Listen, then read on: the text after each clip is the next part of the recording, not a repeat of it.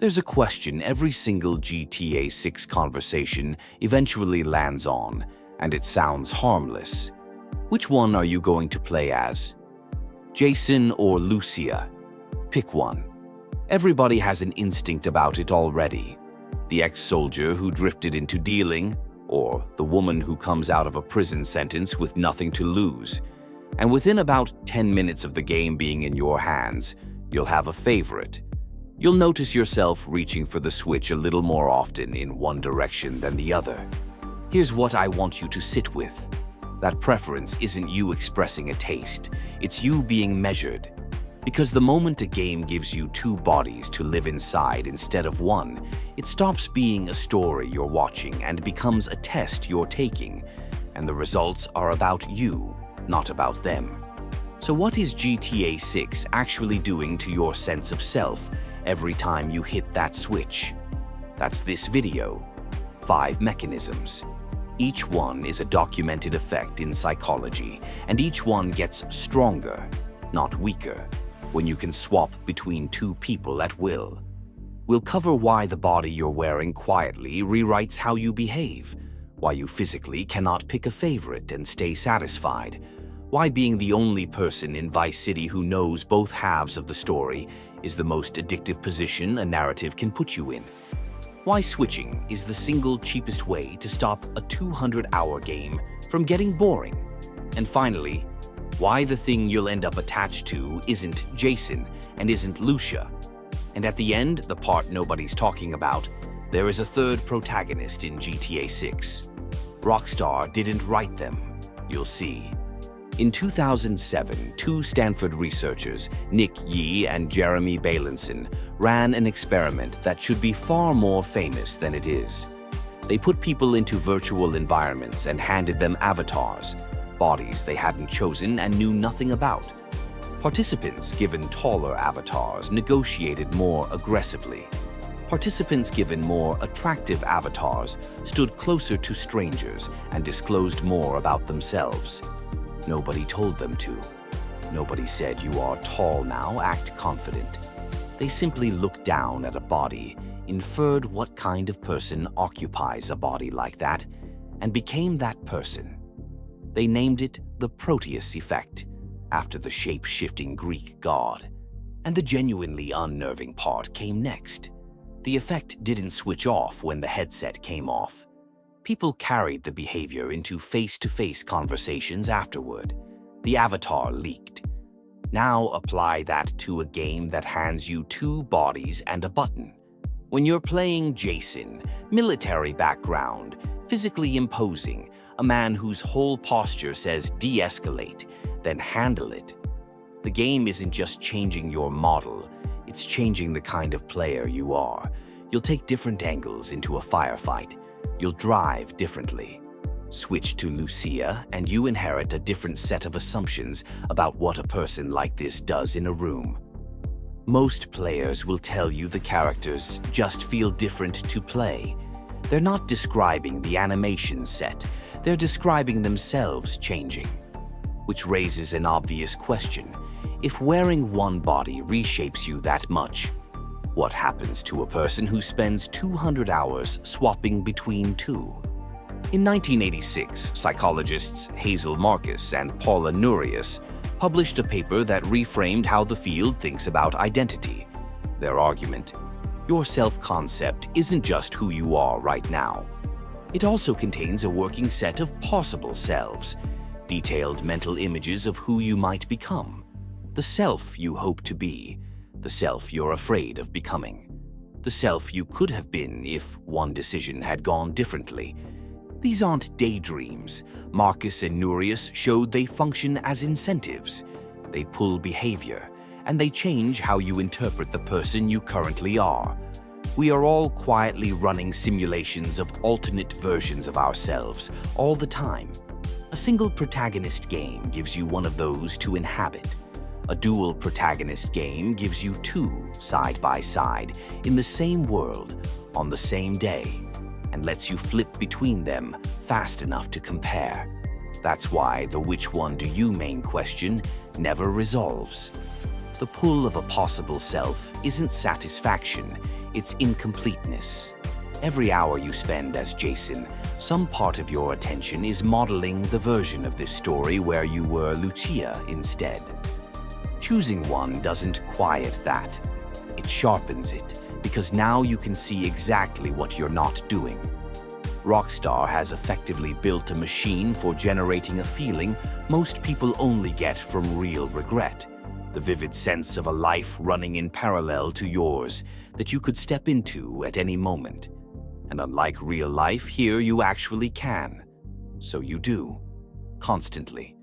But swapping between two possible selves still doesn't explain the strangest part of playing a game like this. The part where you know things neither character does. Here's a structural fact about dual protagonist storytelling that almost nobody names out loud. When you can play as two people who don't share a brain, you become the only entity in the entire fiction holding the complete picture. You watched Lucia's afternoon. You watched Jason's. They each know half. You know both. Storytellers have understood the power of this for about 2,500 years. It's dramatic irony, and it runs on pure information asymmetry. Hitchcock's version was the most memorable. Two people talking about nothing at a table is a boring scene, unless the audience has seen the bomb underneath it. Nothing about the scene changed, only what you know did, and now you can't look away. Recent work in film psychology has started measuring what that gap actually does to a viewer, how the audience holding knowledge a character lacks drives anticipation and pulls them from spectator into something closer to participant. Now make it interactive. In a film, you're a helpless observer of the knowledge gap. In GTA 6, you're the one maintaining it. You put Lucia in that position. You're the reason Jason doesn't know. Every switch is you loading a piece of information into a place the other character can't reach, and then playing forward, waiting to see what it costs. That is a fundamentally different relationship to a story. You're not being told a secret. You're the one keeping it.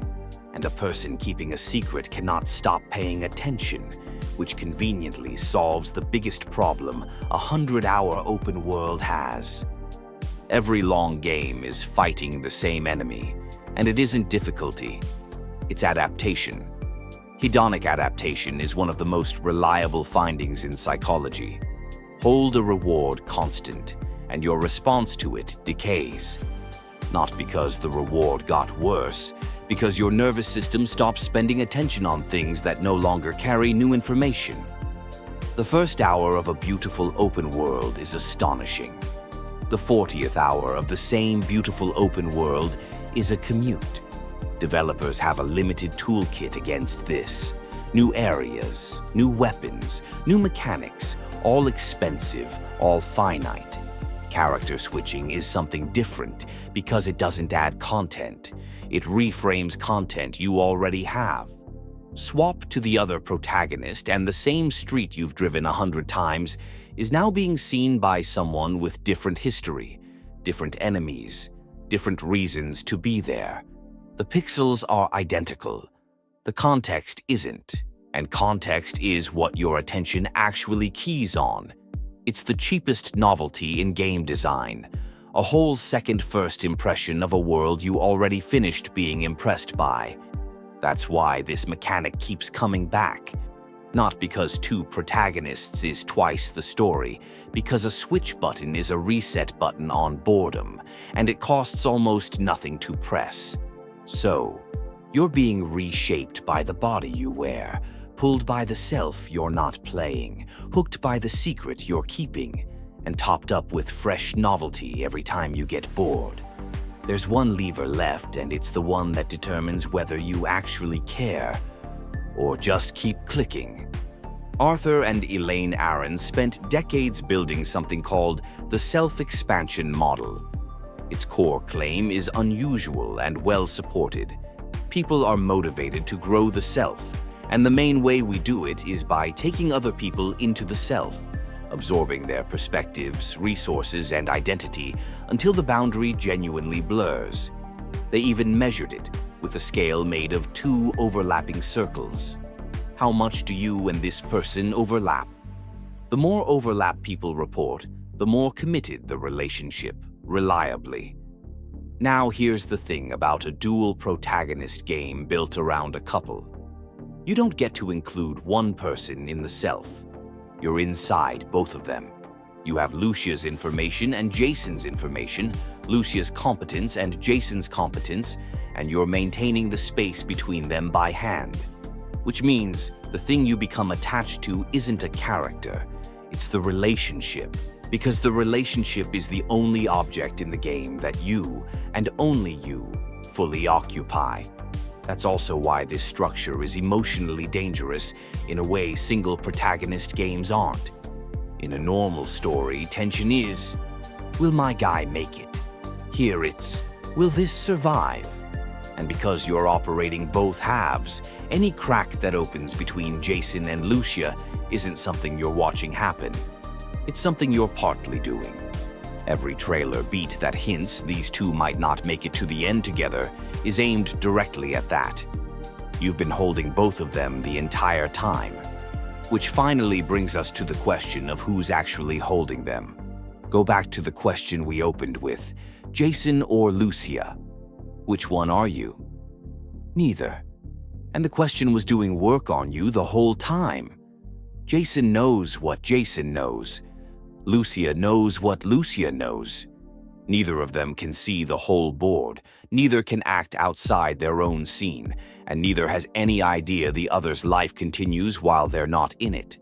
There is exactly one entity in GTA 6 with complete information, the ability to move between two bodies at will, and continuity across both stories. That's you. Not you, the person on the sofa, you, the character. The switching mechanic doesn't give you two protagonists to choose between. It creates a third one out of the gap between them, and quietly casts you in the role. Every mechanism we covered is really about that. The Proteus Effect fits you to each body. Possible selves keep you reaching for the one you're not in. The knowledge gap gives you information neither of them has. Novelty keeps the seat warm, and self-expansion makes you care about the space in between. 5 systems. 1 job. Build a player-shaped character that only exists when someone's holding the controller. You were never picking a favorite. You were being written in. If that reframed what the switch button actually is, drop a like and subscribe. Because next time we're going after the number nobody says out loud. 200 hours. Why you'll put a working month of your life into this game, why you won't notice it happening, and why the reward schedule that does it to you was invented in a lab with pigeons. I'll see you in the next one.